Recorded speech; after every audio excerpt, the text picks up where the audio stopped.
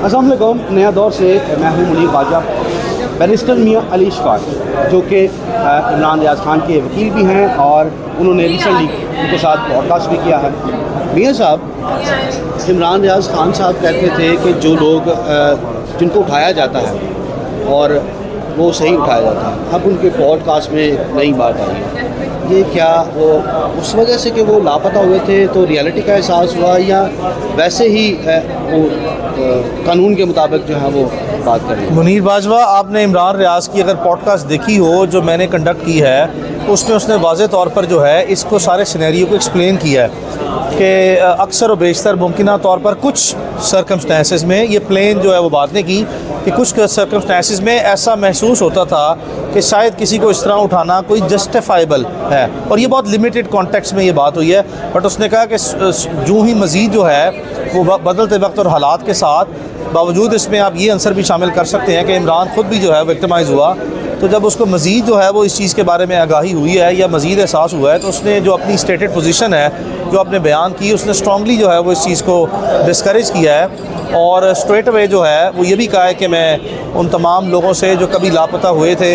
या मिसिंग हुए थे, और अगर कोई ऐसा स्टैंस था और ऐसी बात थी तो मैं माफ़ी भी मांगता हूँ। और ये भी जो है वो एग्री किया हम दोनों ने कि अंडर एब्सोल्युटली नो सर्कमस्टेंसेस कोई भी ऐसा शख्स जिसके ख़िलाफ़ किसी भी किस्म का संगीन से संगीन इल्ज़ाम हो, उसको अब्यूज़ ऑफ प्रोसेस और ड्यू प्रोसेस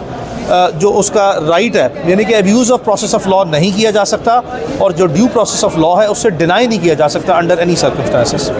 ये साहब, इमरान रियाज खान साहब के जो बाजियाबी का केस था आपने लड़ा, ये तासुर दिया जाता है कि मियाँ अली इशफाक को इसकी वजह से फेम मिला,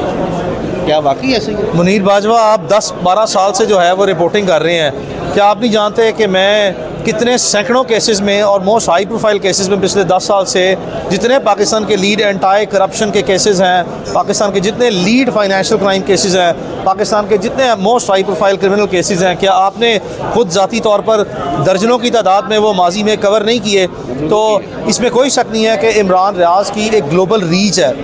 और सोशल मीडिया के प्लेटफॉर्म के थ्रू इमरान को ग्लोबली जो है वो बहुत सुना और देखा जाता है। और इसमें भी कोई शक नहीं है कि जो शख्स किसी इमरान रियाज जैसे मारूफ इंसान का केस लड़ेगा, उसके साथ वन वे और दी अदर वे उसकी एसोसिएशन होगी और particularly in a professional role होगी, उसकी ऑब्वियसली एक ग्लोबल रीच उसकी भी साथ साथ जो है वो होना एक नेचुरल सा कोर्स है। आपने उनसे फीस ली थी? मैं इमरान रियाज से आज तक, जब से मैं और इमरान दोस्त बने हैं, और इमरान के ये जो इस तरह के जो मुकदमात हैं, क्रिमिनल फौजदारी मुकदमा जो पिछले 1-1.5 साल से हैं, ये तो आए ही आए हैं, लेकिन बहुत से आपके सहाफ़ियों के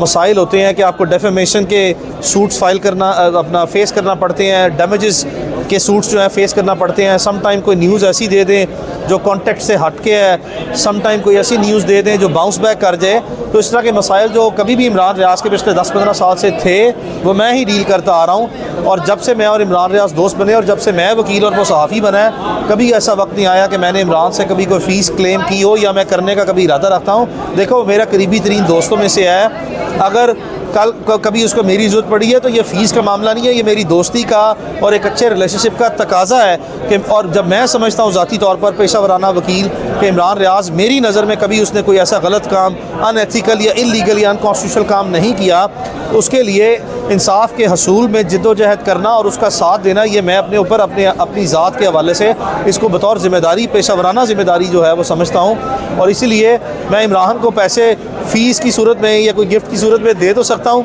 लेने का मेरा कोई इरादा नहीं है, ना ही मैंने कभी लिया और ना ही कभी लूँगा। इमरान रियाज ने PTI को एक सियासी जमात कहा,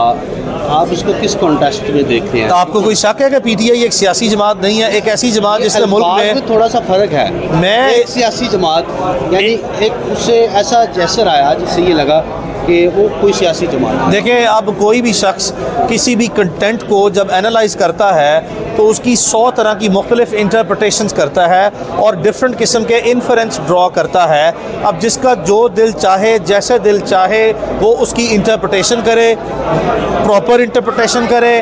पुअर इंटरप्रटेशन करे, बैड इंटरप्रटेशन करे या मिस इंटरप्रटेशन करे, ये अपना अपना एंगल है। इमरान रियाज से आपकी उनके फर्दर जो इस तरह का कंटेंट बनाने के ऊपर कोई डिस्कशन हुई क्या? वो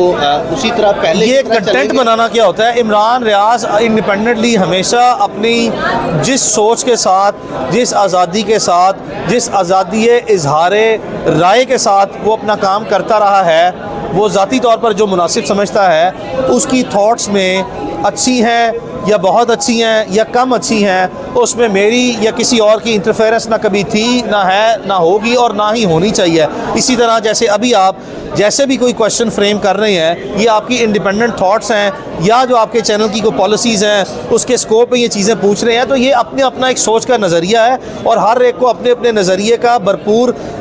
दिफा भी करना चाहिए और इजहार भी करना चाहिए। इसी तरह इमरान रियाज भी अपने जो भी समझता है सियासी नज़रियात, माशरती, इखलाकी तौर पर जो चीज़ों को अच्छा समझता है वो उसके बारे में वैसी ही बात करेगा, और अगर वो समझता है कि उसको ऐसी बात नहीं करनी चाहिए तो वो नहीं भी करेगा। ये उसकी अपना इंडिपेंडेंट फेल है, मेरी या आपकी या किसी और की उसमें कोई इंटरफेरेंस नहीं है। मेरे साहब आखिरी सवाल है,